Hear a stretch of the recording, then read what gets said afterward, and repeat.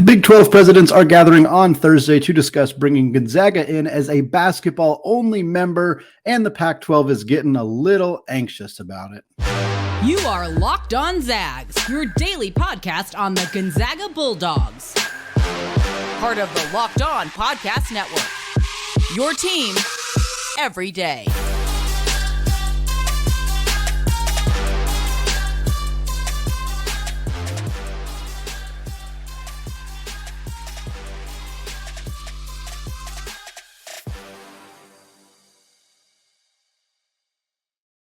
What is going on, y'all? Welcome to the Locked On Zags podcast, part of the Locked On Podcast Network, your team every day. I am your host and longtime Gonzaga podcaster, Andy Patton, here to bring you news and updates on all things Zag athletics. Today's episode of Locked On Zags is brought to you by FanDuel Sportsbook, the official sportsbook of the Locked On Podcast Network. Make every moment more by visiting FanDuel.com/LockedOn today to get started. All right, happy Thursday, happy February for those of you just getting into the Zag show here in February. We're talking Gonzaga Big-12 because there is an update on the constant, ever-changing conference realignment story. We're also going to talk about the women's basketball team and their underappreciation by the NCAA tournament bracketologists. We're going to close out the show, talk about Courtney Vandersloot leaving the Chicago Sky, what it means for her, what it means for the WNBA at large. We got to start the conversation today, though, talking Big 12, the most dynamic, exciting conference in all of college basketball, and they are looking to get even more exciting. They have been talking to Gonzaga about potentially having them join as a basketball-only conference. This is a monumental move for the Gonzaga Bulldogs if it were to happen. Of course, you as Zags fans probably don't need me to explain that to you. Of course, Gonzaga has been in and out of conversations regarding conference realignment for at least a decade. They had conversations, very serious conversations with the Mountain West back in 2018, to the point where the Mountain West voted unanimously to invite Gonzaga into the conference. The WCC then stepped up and made some concessions regarding some of the asks that Gonzaga had of the conference, and that allowed them to stay in the conference up until this point. Now, the stakes are a little bit higher. It's a little bit different that the WCC can convince Gonzaga to stay when the alternative is the Mountain West, when the alternative is literally the best basketball conference in college basketball. To be clear about how good the Big 12 is, at points this season, I'm not sure quite up to date, but very recently, 9 of the 10 schools in the Big 12 were in the top 40 in KenPom. Top 40. WCC has 2, Gonzaga and St. Mary's. And look, you know me, if you've been a listener to the show for a long time, even if you've been a listener to the show for not that long of a time, I am a WCC defender. I love this conference. I really do. I think that there are some sleeping giants in this conference, potentially in San Francisco, in Santa Clara. We're seeing it to an extent with Portland. We're seeing some other programs start to develop, but there is just absolutely no debate here that Gonzaga joining the Big 12, they're going to play really, really, really good basketball teams every single game in conference. This conversation stemmed out of an article. I want to make sure I give a shout out here to Dennis Dodd at CBS. Really nice article on the topic, talking all things Gonzaga, talking about this movement. So the Big 12 meeting on Thursday with the presidents, they are going to discuss Gonzaga as a potential basketball-only member. This is happening. This conversation is happening very, very soon.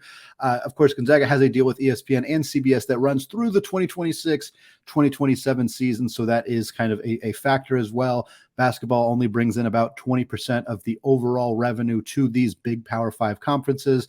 But Brett Yormark, the commissioner of the Big 12, he likes being innovative.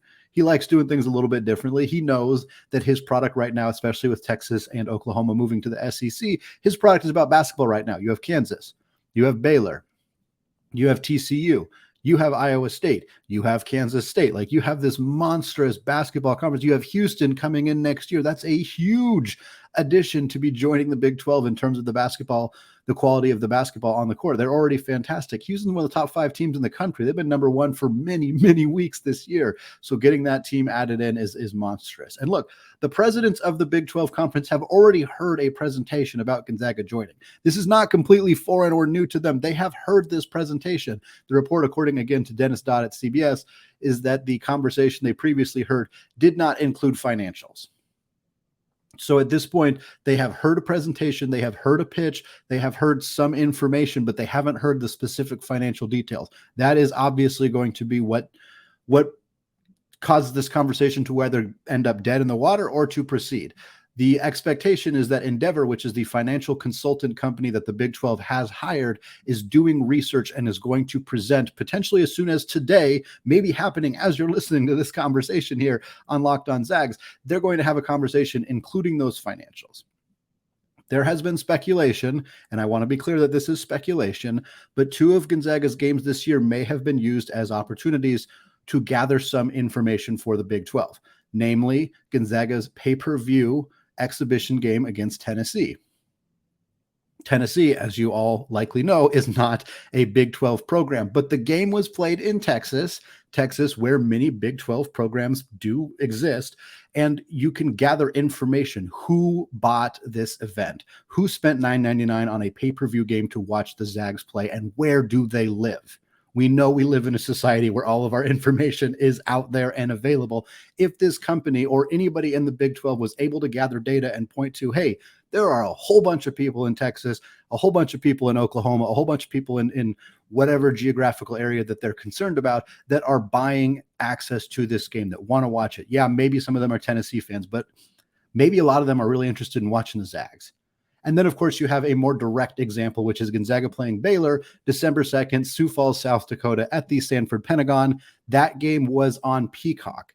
And part of the reason for that decision was, of course, to allow the student athletes to make money off name, image, and likeness. It was an NIL opportunity for every student athlete on each team, an exciting opportunity for guys who aren't getting a lot of other NIL opportunities. However, same situation. You can see who was able to put, whether it was a 7-day trial, whether it was somebody who didn't previously have Peacock, whatever it may be, you can use that to data mine. You can use that to gather information. If Endeavor has gone out there and started gathering information about who is buying access to Gonzaga basketball games, where they are located, that's pretty valuable information for the Big 12 to have, don't you think? So it's a theory. It's not proven, but it makes some sense that Gonzaga and other interested parties here, the Big 12, Endeavor, this financial company, are out there looking for information, looking for ways to be able to potentially prove, hey, this is a program that is sustainable for us from a financial perspective. Basketball is not bringing in the kind of revenue that football is. We know that. They know that. Everybody knows that. It's not a secret, but they are bringing in revenue.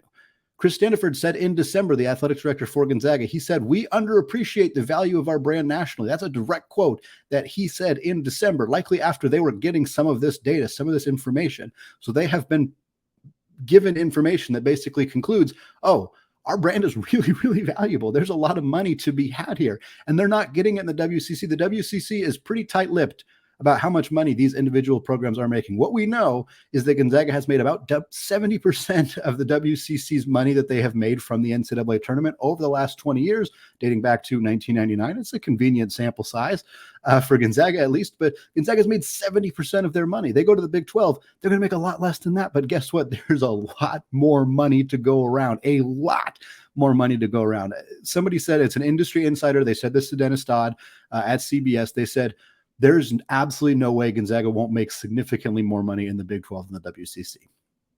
And that's what this is about.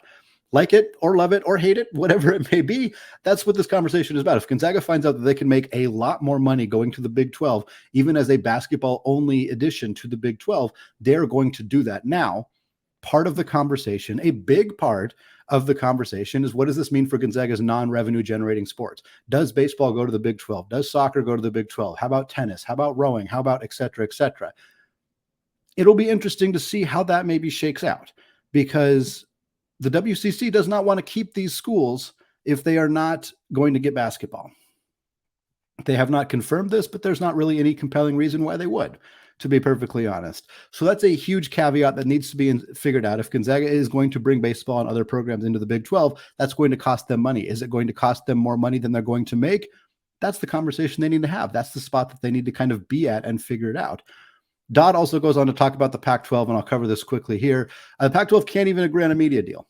They're trying. They just had a meeting on Monday, did not end that meeting coming to an agreement on a media deal. Their current media deal expires in July of 2024. This is really late to still be negotiating a media deal.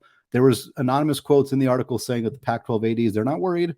They're not in the panic mode yet. But when you start talking about how, hey, we're not in panic mode yet, it means you're getting there. It means you're getting kind of close to being in panic mode. And if you're Brett Yormark and you're like, well, I kind of want Utah and I kind of want Colorado, and maybe I kind of want the Arizona schools too, you're going to start kind of needling a little bit on that, especially if these ADs are starting to get a little nervous of, hey, we don't even have a deal yet. Gonzaga is a piece of that puzzle. Pac-12 hasn't showed a lot of interest in Gonzaga, but they might pivot if they start to get real worried that they're going to lose some of their other programs. That might be something that starts to get some conversation there. So something to keep an eye on. Absolutely. I think the Big 12 is more likely here. I think there's a reasonable chance that we'll hear not an official announcement, certainly, but at least some level of conversation about the Gonzaga Big 12 rumors in the near future. And it's something to really keep an eye on, because this could be a seismic change, not just for Gonzaga, but really for college basketball on the whole. In the near future. All right, well, Gonzaga's women's basketball program could definitely use some help by being in a better conference, as they are dominating, and I mean dominating, the WCC, but they are not getting any respect in the women's basketball bracketology reports. More on that after a word from today's sponsor, FanDuel.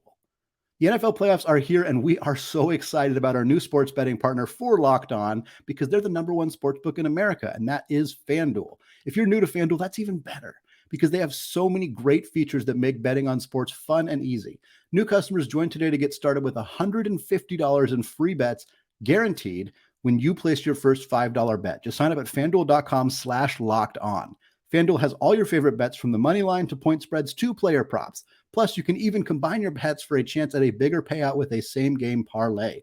Maybe you like Gonzaga's odds to beat the spread on the road against Santa Clara on Thursday, or maybe you like St. Mary's to keep it up against USF. Either way, bet comfortably on an app that's safe, secure, and super easy to use. So basketball fans, don't miss out. Place your first $5 bet to get $150 in free bets, win or lose, at FanDuel.com/locked-on. Make every moment more with FanDuel, the official sportsbook partner of the NFL.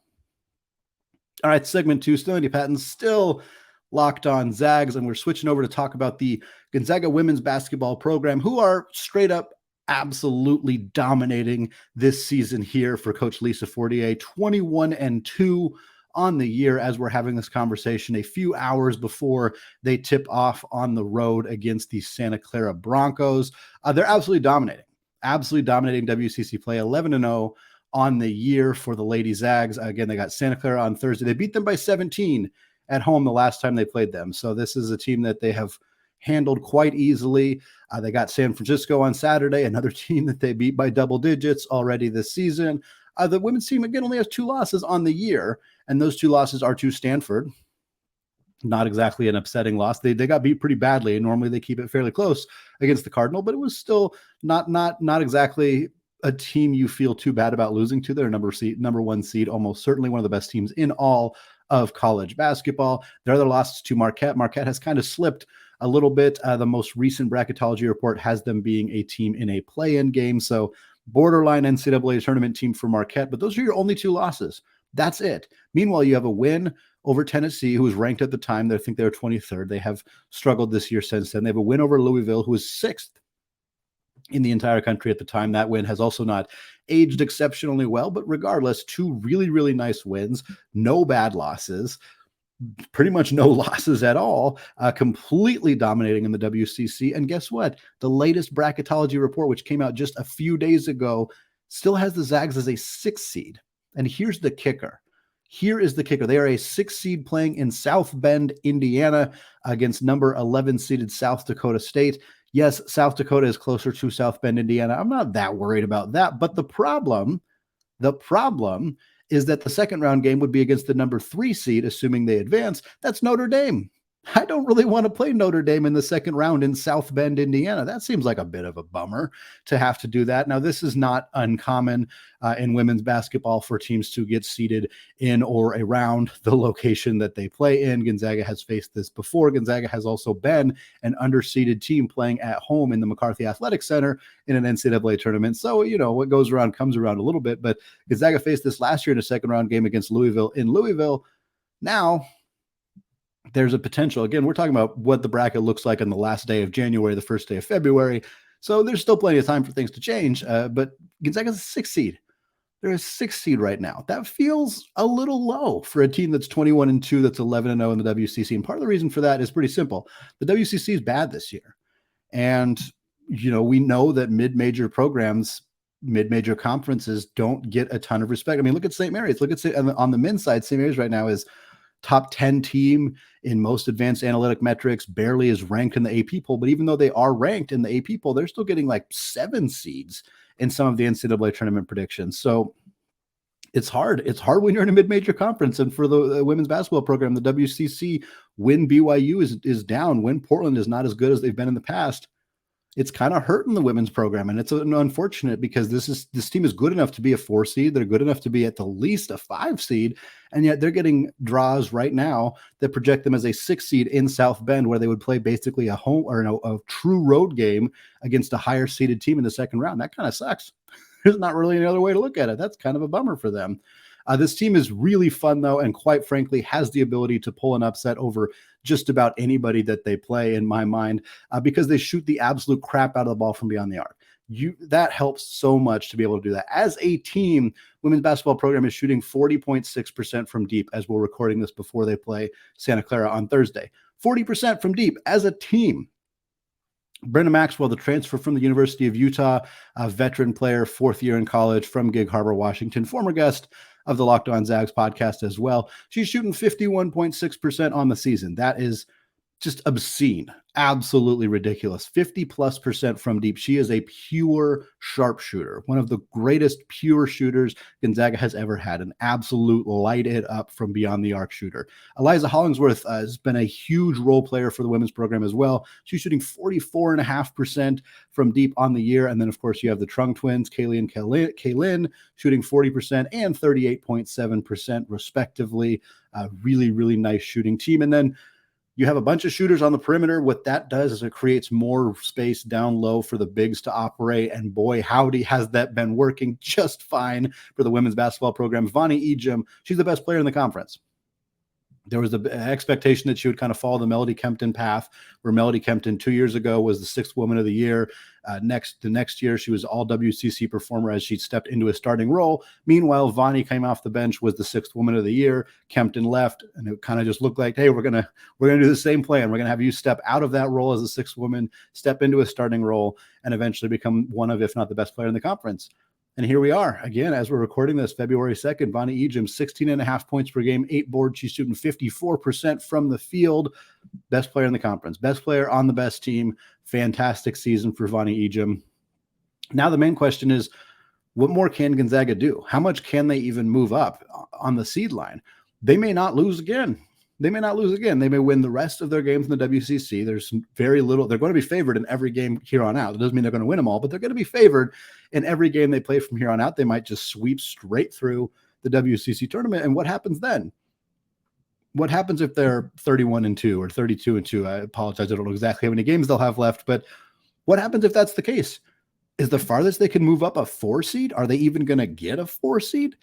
Is that still too low? It's just one of those things where, the quality of play, there's not as much advanced analytics. There's not as much, Ken Pom, Torvik, net. Like there is the net rankings, but like they're not tracking this stuff as much for teams 1 through 363 on the women's basketball side. So it's a little bit harder to know where Gonzaga's women's basketball program necessarily stands against the rest of the teams in the NCAA. We know when they've played really good high-level teams that they've won for the most part. We also know they lost to Marquette the day after they beat Tennessee. They lost by 4 to a team that is still a pretty quality program. I think punishing the Zags too much for one loss to a Big East school in Marquette seems a little bit silly. Punishing them for losing to Stanford, the best team in the country, or second best team in the country, feels a little bit silly as well. So we'll see if the brackets catch up with the women's basketball program and kind of what that might end up looking like. But this is a team that probably deserves to be a 3 or a 4 seed in the NCAA tournament.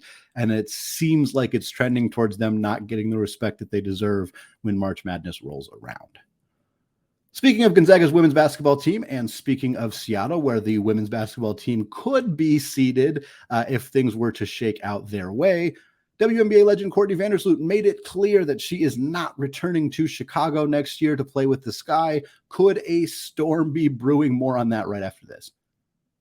All right, segment 3, still Andy Patton, still Locked On Zags. We're still talking Gonzaga women's basketball. Not talking about the current team, however, talking about their greatest alumni in program history. That is, of course, WNBA superstar Courtney Vandersloot. Courtney Vandersloot announced on Instagram she penned a goodbye to the city of Chicago and to the Chicago Sky franchise, the first and only team that she has ever played with as a WNBA player. She was a third overall pick in the 2011 WNBA draft by the Sky, has been there ever since. She is now, of course, a free agent, decided to make the announcement as soon as free agency opened, like, hey, I'm not coming back. Not a huge surprise. Candace Parker moved on. Allie Quigley, Courtney Vandersloot's wife, announced that she is also not going to play in the WNBA at all next season. It is unclear if that means that she is planning to continue her professional playing career, perhaps overseas, perhaps in the non-WNBA season, which is when most of the overseas basketball happens. But regardless, with no Candace Parker in Chicago, with no Allie Quigley in Chicago, Courtney Vandersloot has decided to make it official that she is also not going to play in Chicago next year. As we're recording this, Courtney has not made an announcement as to where she is going to play next year. It could happen anytime. It could happen very, very soon. It could happen by the time you are listening to this. The rumors are that it is going to be one of two places, either New York or Seattle. New York, she would be aligning with an already super team that exists between Breanna Stewart, who left Seattle to go play for New York, Sabrina Ionescu, who is already in New York, of course, a absolute legend at the University of Oregon, played under Coach Kelly Graves, the same coach who coached Courtney at Gonzaga. Jonquel Jones, former WNBA MVP as well. So Jones, Ionescu, Stewart, already in New York with the Liberty. Adding Courtney Vandersloot makes a super team even more super. Absolutely fantastic squad in New York if that's where she chooses to go. But Seattle's going to come calling too. And Seattle already lost Sue Bird, most iconic women's basketball player in in program history, one of the most iconic women's basketball players in basketball history, an absolute legend, and the all-time WNBA assist leader. Courtney is chasing Sue Bird to become the all-time WNBA assist leader. It would be pretty poetic if she were able to finish that journey and finish that quest to move into first place on the same team that Sue Bird did it with in Seattle. Beyond that, Courtney's from the Seattle area. So, of course, the opportunity to go home, to play closer to family, closer to friends, to kind of settle back into a place that she's familiar, a place that she's comfortable, closer to her college town as well. Hard not to see the appeal there. The Storm, of course, are desperate. They lost Sue Bird, they lost Brea in January, and they lost Breanna Stewart. Tremendous trio of players to lose, all guards. Stewart's kind of a forward hybrid, but regardless, high-level players, high-impact players, all out of the program. And for Seattle, the opportunity to get Sloot to come back and play in her home state, play in front of fans that are familiar with her and her game, and help this program kind of not fall down into mediocrity. They still have Jewel Lloyd. She's fantastic. Lloyd and Sloot is enough to keep this team relevant, to keep this team solid. Courtney's, if she were to join Seattle, would probably be enough to help potentially bring some other high-level free agents, whoever is left. A lot of free agents have already signed in the WNBA, but whichever free agents are still available could potentially join Seattle as well and help keep that team relevant in Seattle. Again, Courtney, incredible career in Chicago. It was a kind of a heartfelt, emotional message that she sent to the city, and for good reason. Again, drafted there in 2011. She got the third most assists in WNBA history, all as a member of the Chicago Sky. She's a four-time WNBA All-Star, and she led the team to a championship. 2021 WNBA champions with Allie Quigley, her wife, with Candace Parker. The trio of them helped lead this team to a championship. Emma Meesman was fantastic for that team. Former Oregon guard Ruthie Hebard coming off the bench. Fantastic team, fantastic win to move. I think they were a 6th seed in the playoffs, went all the way to the WNBA championship and won it all. A lasting legacy for Courtney Vandersloot. We'll talk more about her on a future episode of Locked On Zags, but wanted to give her a shout out, wanted to shout out her tremendous career in Chicago, and we'll see where she ends up. If she ends up in Seattle, I can tell you right now that there's going to be some meetups. There's going to be some trips. We're going to go to Seattle. We're going to watch Courtney Vandersloot play for the Storm and hopefully get a chance to meet some Seattle area Gonzaga fans, because I think that'd be a really, really fun opportunity. All right, that is going to do it for me today. We got plenty more reaction to Gonzaga's evening game against Santa Clara on Friday, more previewing of their weekend game, their big game in Moraga, California against the Gales of St. Mary's. And of course, Mailbag Monday coming next week. So don't forget to check out the show on iTunes, leave a review, go to YouTube channel, hit that subscribe button if you haven't done so yet, and check out the new Locked On College Basketball podcast. It is free and available wherever you get your podcasts, and it is up on YouTube as well. All right, thank you all for listening, and go Zags.